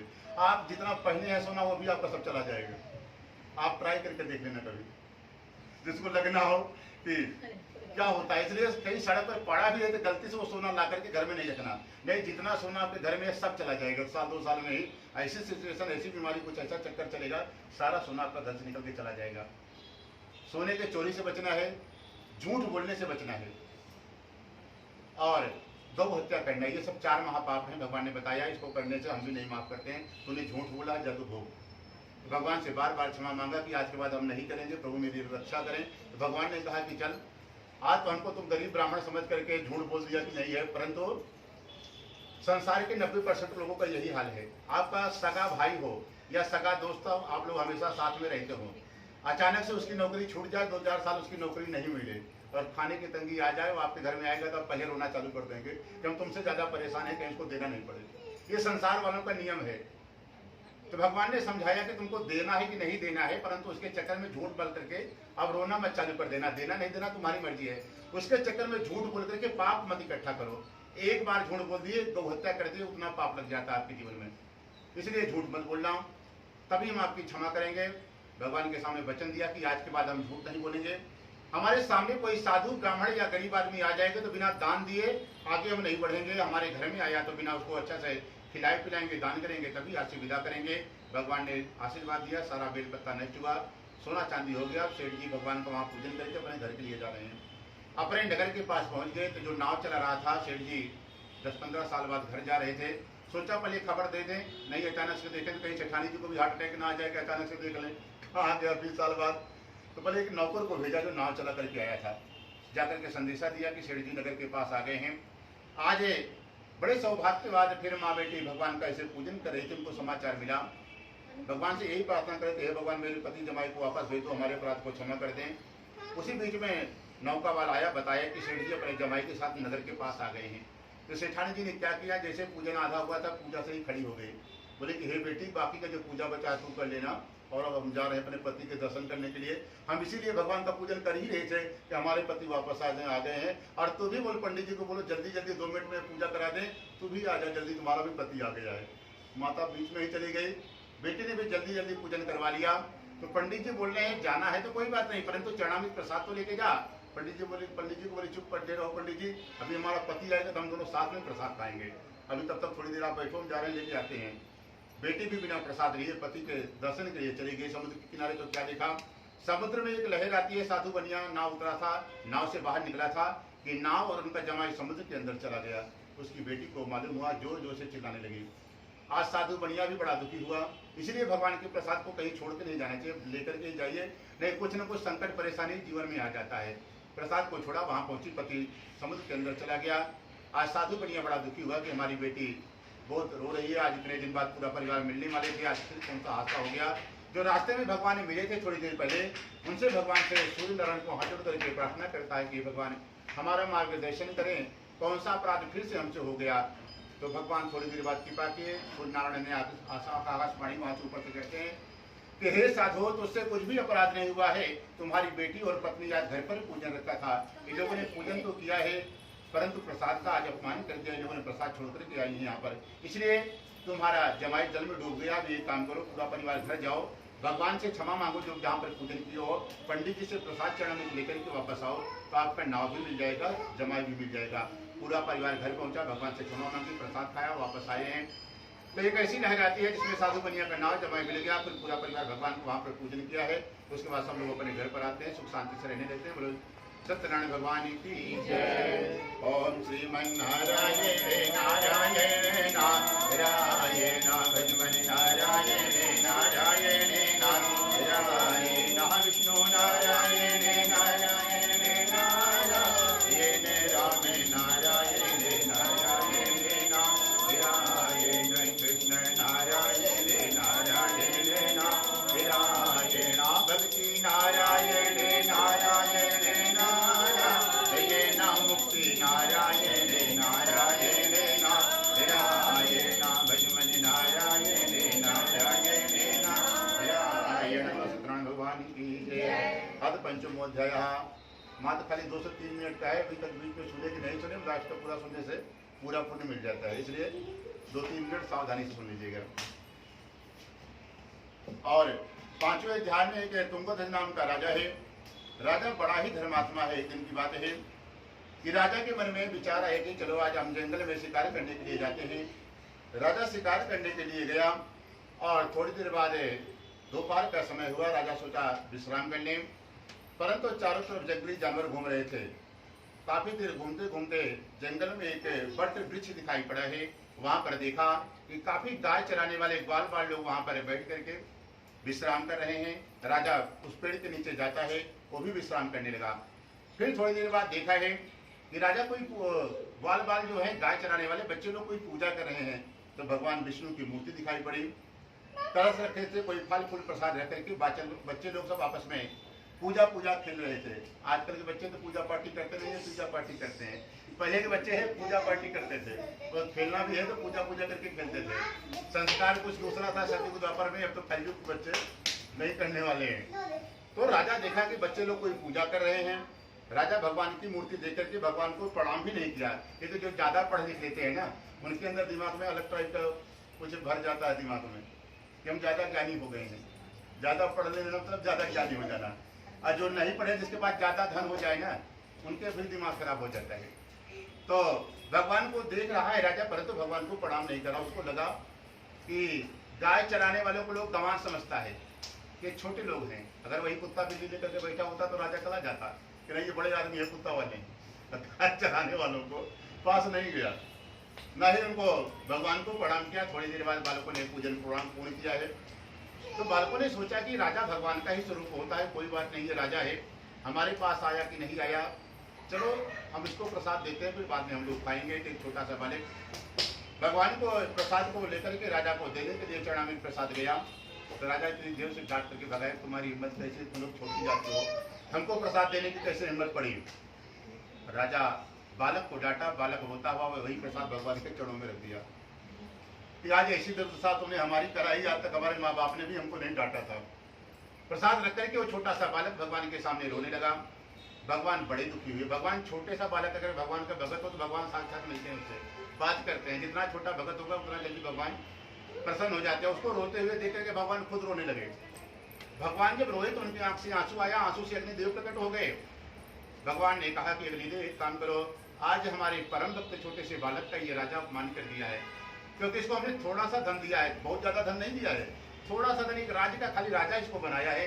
इसको लगता है कि हम महान सम्राट चक्रवर्ती सम्राट हैं। और हम भी गए थे राजा बनकर के, पूरे विश्व के राजा थे। राम जी आए थे, चक्रवर्ती सम्राट थे।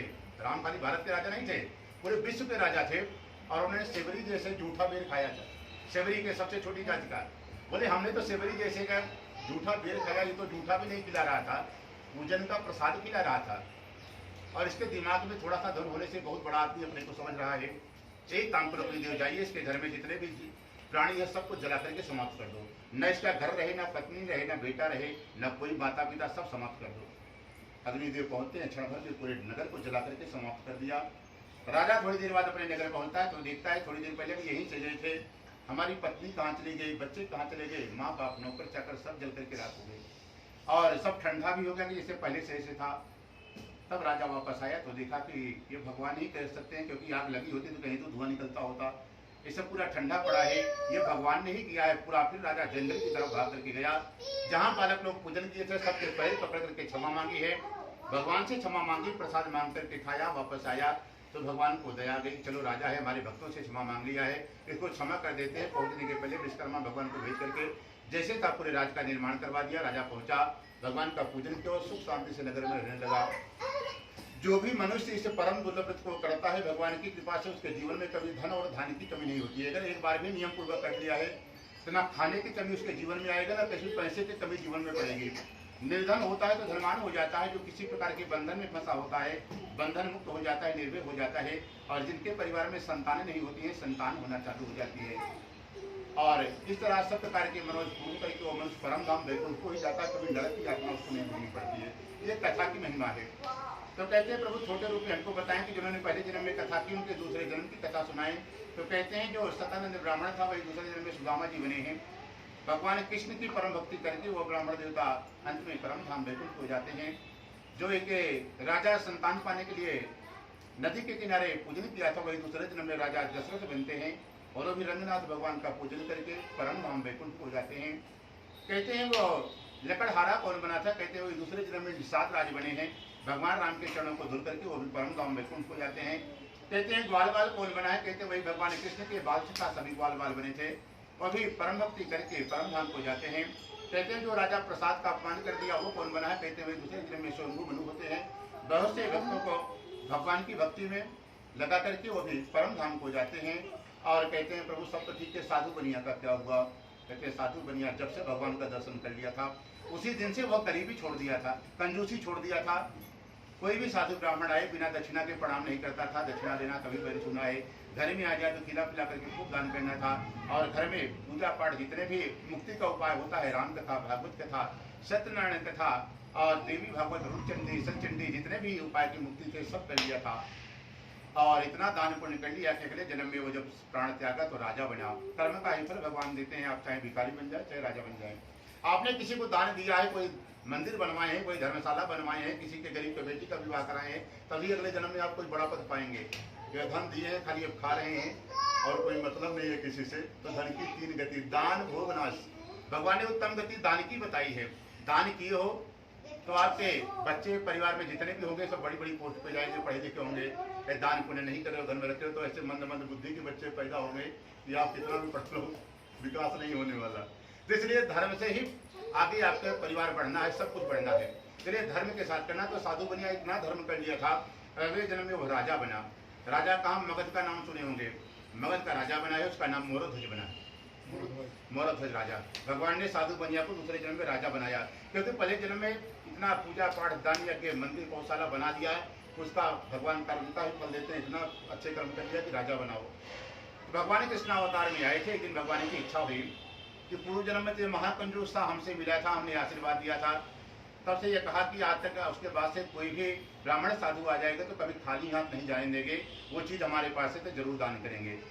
तो कृष्णावतार में एक दिन अर्जुन को बुलाया, मित्र चलो हमारा पुराना शिष्य है, उसका परीक्षा लिया जाए। इस दिन उसको राजा बनाए हैं, अभी भी उस नियम का पालन कर रहा है कि छोड़ दिया है। तो अर्जुन को बुलाया, अर्जुन को कहा कि तो आप शेर बन जाओ और हम पंडित जी बन जाते हैं। पंडित जी बनकर के मिले थे साधु बनिया से समुद्र के किनारे। तो अर्जुन को शेर बनाया, गले में रस्सी डाला, भगवान कन्हैया रस्सी पकड़ लिए और पहुंच गए मगध। भिक्षाम देही का नारा लगाया। राजा का नियम था कि कोई ब्राह्मण आ जाए या साधु आ जाए तो उसको हमारे नगर से राजकोष से शराब दान किया जाए, 1 साल तक उसको मांगने की जरूरत नहीं पड़े, बैठ करके पूरा परिवार घर में अच्छे से खाए। भगवान पहुंचे तो उनको सोना चांदी, खाने पीने का कपड़ा खूब आया। भगवान तो नारायण थे, उनको ये सब चाहिए नहीं था। कन्हैया जी को बोले ये सब हमको कुछ नहीं चाहिए, आप अपने राजा को बुलाइए और जो मांगना होगा उसी से मांगेंगे। राजा को खबर मिला कि आपके दरवाजे पे कोई सिद्ध ब्राह्मण आया है, साथ में शेर लेकर के आया है। तब तो राजा महाराज समझ गए कि ब्राह्मण तो शेर लेकर के घूमता नहीं, तो फटे पुराने कपड़े पहन के घूमता है। ये कौन सा ब्राह्मण आ गया शेर लेकर के घूम रहा है? ब्राह्मण नहीं हो सकता। बिना पास का पहने राजा अपने सिंहासन उठा भागा, दौड़ता दौड़ता आया, भगवान के चरणों में लेट गया और कहता कि ब्राह्मण देवता आदेश करे, क्या चाहिए? तो भगवान ने कहा कि देखो हम साधारण चीज हमको नहीं चाहिए, जो हम मांगेंगे वो तुमको देना पड़ेगा। आप पहले वचन दोगे कि हमको दान करोगे कि नहीं करोगे? साधु बनिया जो था मोरध्वज, वचन लिया कि जो चीज हमारे पास है अगर वो चीज मांगोगे तो हम आपको जरूर देंगे। तो भगवान ने कहा कि ठीक है हम मांगते हैं। तुम्हारे पास एक बेटा है, उसी को हमारा शेर खाना चाहता है, आज कई महीनों से भूखा है। इसकी इच्छा हुई कि आपके बेटे को खाते ही व्रत को अपने तोड़ेगा। शर्त ये होगी पति पत्नी अपने बच्चे को आरे से काट करके दोगे, रानी और तुम। ना आपके आंख में आंसू आना है, ना आपकी पत्नी की आंख में आंसू आए, ना आपके बच्चे के आंख में आंसू आए। दान करना है तो बोलो। आपको डर गए बोले ये कौन सा वरदान? भगवान ये ब्राह्मण देवता मांग लिए कि हमारे बेटे को इनका शेर खाएगा तभी व्रत टूटेगा, नहीं तो शेर मर जाएगा परंतु भोजन नहीं करेगा। परंतु साधु बनिया को याद है कि हमको भगवान को वचन दिया है कि अगर वो चीज है तो हम ब्राह्मण और साधु को बिना दिए वापस नहीं करेंगे, तो हम हजारों साल नरक में पड़े रहेंगे। इसलिए कभी झूठा वचन किसी को नहीं देना चाहिए। उसको वचन याद आ गया कि जब भगवान जिसको एक बार साक्षात मिल जाए, आप चाहे जितना जन्म लोगे हर जन्म आपको याद रहेगा हमने किसको क्या वचन दिया था, क्या कहा था। तो भगवान को वचन दिए तो उसको याद था। तुरंत अपने पत्नी को बुलाया, नगर से आरा मंगाया, बच्चों को बुलाया, बीच में खड़ा किया और आरे से ही अपने बच्चे को काट रहा था। तो बच्चे को जब काट रहा था तो बालक के आंख में आंसू आ गया। भगवान ने देख लिया। भगवान ने कहा कि देखो राजन, शर्त के अनुसार तुम्हारे बच्चे के आंख में आंसू आ गया, वो दान नहीं दे सकते हैं। तो छोटा सा बालक हाथ जोड़ करके कहता है कि हे ब्राह्मण देवता, आप चिंता नहीं करें, हमको ये शरीर से कोई मोह नहीं है, बिल्कुल ये पैसे का नहीं है। आज नहीं 70, 80, 100 साल में इसको मिट्टी को मिलना है। यह मिट्टी से बना है और कोई और मिट्टी में नहीं मिलाएगा, हमारा खुद का बेटा चला करके हमको मिट्टी में मिलाएगा। इसलिए हमको इससे कोई मोह नहीं है। आपने हमारा खाली दाहिना भाग मांगा था, दायां भाग आधा शरीर किस काम का है, आप उसको भी ले लेते तो हमारा पूरा जीवन धन हो जाता, इसीलिए हमको रोना आ गया कि आपने खाली दाहिना मांगा था और बाकी बायां क्या काम करेंगे। जब इतना बात सुना तो भगवान को तुरंत दया आ गई। चतुर्भुज रूप में इसी तरह शंख चक्र गदा लेकर के प्रकट हो गए। बोले हम भगवान हैं, तुम्हारी परीक्षा लेने के लिए आए थे राजन। इतना शरीर कटा था, आरा हटवाए, पूरा शरीर जुड़ गया और वो तगड़ा तंदुरुस्त बालक हो गया। भगवान ने कहा कि राजन, इतनी कठिन परीक्षा हमने आज तक जीवन में किसी की नहीं ली, तुम्हारी ली, तुम पास हो गए, वरदान मांगो। पूरे विश्व का राजा बनना है, स्वर्ग चाहिए, वैकुंठ चाहिए, आप जो मांगो कि हम सब कुछ तुमको दे देंगे। क्या चाहिए बोलो। बोले देखो, यहाँ के राजा हम हैं और थोड़ी देर पहले आप ब्राह्मण बनकर के आए थे, भले आप भगवान हैं, आए तो ब्राह्मण बनकर ही थे हमारे यहाँ, इसलिए हमने ब्राह्मण से आज तक लिया नहीं है किसी से कुछ, खाली ब्राह्मणों को हम देते हैं। यहाँ के राजा हम हैं, हम आपसे कुछ नहीं ले सकते हैं। तब तो भगवान बड़े दुखी हुए कि यदि राजन कुछ नहीं लोगे तो परीक्षा लेने के बाद हमारा नियम है कुछ न कुछ हमको देना पड़ता है, जिसकी परीक्षा लेते हैं। यदि तुम कुछ नहीं लोगे तो हमारा अपमान हो जाएगा आज। तो बोले प्रभु, हम आपका अपमान नहीं करना चाहते, यदि देना चाहते हो तो आज के बाद अपने भक्तों की कभी ऐसी परीक्षा मत लेना। भगवान ने तथास्तु कह दिया। बोला कि आज के बाद जो भी हमारा भक्त बनेगा ऐसी कठिन परीक्षा किसी की नहीं लेंगे। और भगवान ने कहा कि तूने आर्य से परीक्षा दी है, इस क्षेत्र का, एक बिहार का जहाँ पर तूने परीक्षा दी, इसका नाम ही आरा रख देते हैं। आरा बिहार का एक क्षेत्र, उसी दिन से आज तक उसको आरा बोलते आ रहे हैं। बोलो सत्यनारायण भगवान की। आरा का नाम सुने होंगे ना। परीक्षा के बाद ही भगवान ने आशीर्वाद दिए कि आज के बाद इस क्षेत्र का ही नाम आरा रख देते हैं, क्योंकि कुछ न कुछ आशीर्वाद हमको देना है। तो तुम्हारे नाम से ही लोग यहाँ पर परीक्षा दी, इसका नाम ही आरा हो गया। चलो भगवान का नाम लीजिए।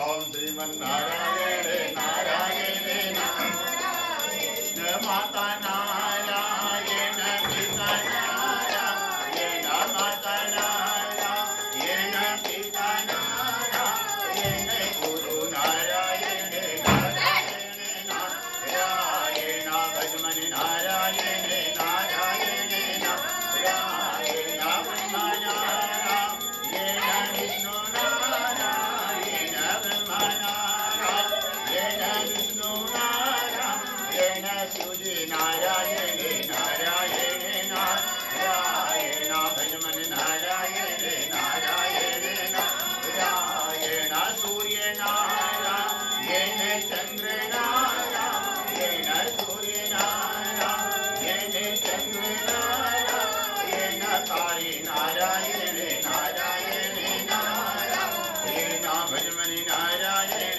नारायण नारायण यहाँ नारायण महानारायण नारायण महानारायण जहाँ देखो वहाँ नारायण नारायण भजमन नारायण नारायण नारायण तुझमें नारायण तुझमें नारायण तुझमें नारायण तुझमें नारायण सब में नारायण नारायण नारायण भजमन नारायण नारायण नारायण प्रभु बिहारी लाल की जय, बोलो सत्यनारायण भगवान की जय, बोलो बाल के आनंद की जय।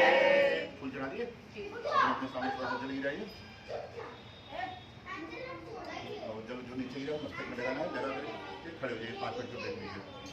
काफी अपना सब लोग आए, चलना है भगवान के सामने जिसको जो चलना है। गमछा को दे दीजिए, आराम से बैठिए।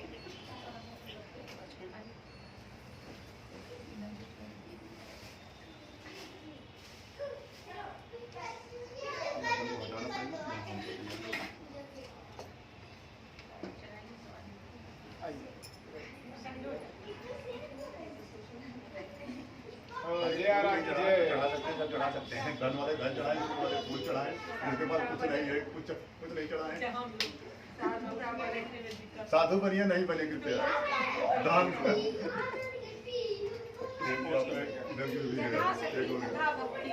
जिसके पास नहीं है वो ऐसे भी आ सकते हैं। दान का कोई थोड़ी है।